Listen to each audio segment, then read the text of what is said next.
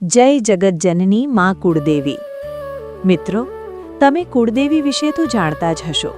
આજે મારે કોઈ મોટા ફિલસૂફીના કે જ્ઞાનના પાઠ નથી ભણાવવા, પરંતુ એ અદૃશ્ય શક્તિ વિશે વાત કરવી છે જેના શ્વાસે તમારો અને મારો પરિવાર શ્વાસ લઈ રહ્યો છે। અને એ શક્તિ એટલે આપણી કુળદેવી અને એમની અવિરત વરસતી કૃપા। આપણે ઘણીવાર વિચારીએ છીએ કે કુળદેવી એટલે કોણ? કુળ એટલે આપણો વંશ, આપણો પરિવાર, અને દેવી એટલે એ વંશનું પાલન અને રક્ષણ કરનારી જગતજનની। જેમ એક માં પોતાના બાળકને કોઈ પણ મુશ્કેલી આવતા પહેલાં પોતાના પાલવમાં છુપાવી લે છે, બસ એ જ રીતે પેઢીઓથી આપણા કુળનું રક્ષણ આપણી કુળદેવી કરતી આવી છે। તમે જરા ભૂતકાળમાં ડોક્યું કરો।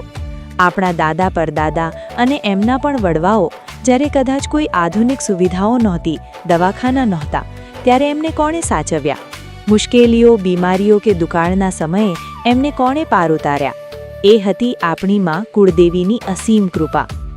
ઘણીવાર આપણા જીવનમાં એવા પ્રસંગો બને છે કે આપણે ચારે બાજુથી ઘેરાઈ જઈએ છીએ।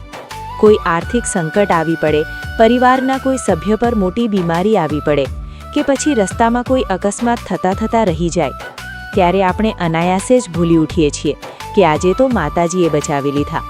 આ કોઈ ચમત્કાર નથી, આ એ દીવાની જ્યોતનો પ્રતાપ છે જે વર્ષોથી આપણા ઘરમાં માતાજીના ગોખલામાં પ્રગટે છે। કુળદેવીની કૃપા કોઈ બજારમાં મળતી વસ્તુ નથી કે તમે પૈસા આપીને ખરીદી શકો। એ તો એક અતૂટ વિશ્વાસનો વિષય છે। જ્યારે ઘરમાં કોઈ બાળકનો જન્મ થાય ત્યારે સૌથી પહેલાં એને કુળદેવીના દર્શને લઈ જવામાં આવે છે। ઘરમાં કોઈ લગ્ન પ્રસંગ હોય તો પહેલી કંકોત્રી માતાજીને લખાય છે।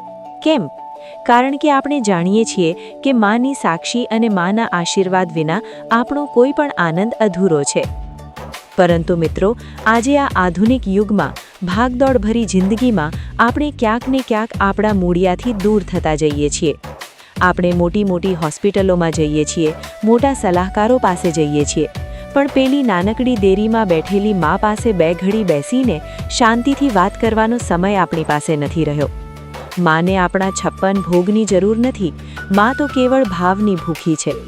તમે જોયું હશે કે નવરાત્રિમાં કે માતાજીના નિવેદન વખતે જ્યારે પરિવારના બધા જ સભ્યો ભેગા થાય છે ત્યારે એ ઘરમાં કેવો આનંદ છવાઈ જાય છે। કુળદેવીની ખરી કૃપા તો એ જ છે કે એ આખા પરિવારને એક તાંતણે બાંધી રાખે છે। સંપ, સ્નેહ અને સહકાર, આ ત્રણ વસ્તુ જે ઘરમાં હોય ત્યાં કુળદેવીનો કાયમ વાસ હોય છે। તો ચાલો આજે આપણે સૌ આપણી માં કુળદેવીના ચરણોમાં એક સંકલ્પ કરીએ। ભલે આપણે દુનિયાના કોઈ પણ ખૂણે જઈએ, ભલે આપણે ગમે તેટલી પ્રગતિ કરીએ, પણ આપણા કુળના સંસ્કારો અને આપણી કુળદેવી પ્રત્યેની શ્રદ્ધા ક્યારેય ઓછી ન થવા દઈએ। આપણા આવનારી પેઢીને, આપણા બાળકોને પણ એ નાનકડી દેરીનું મહત્ત્વ સમજાવીએ।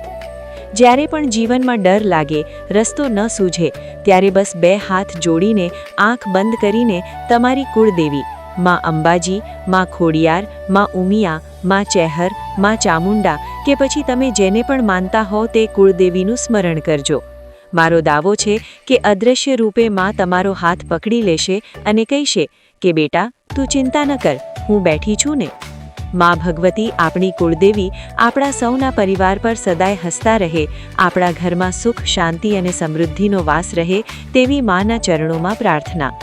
જો તમને આ વિડીયો પસંદ આવ્યો હોય તો બીજા લોકો સાથે શેર કરો, લાઈક કરો અને કોમેન્ટમાં તમારી કુળદેવી માનું નામ લખો અને સબસ્ક્રાઇબ કરવાનું ભૂલતા નહીં। ફરી મળીશું એક નવા વિડીયો સાથે। ત્યાં સુધી બધાની જય માતાજી, જય માતાજી, જય કુળદેવી।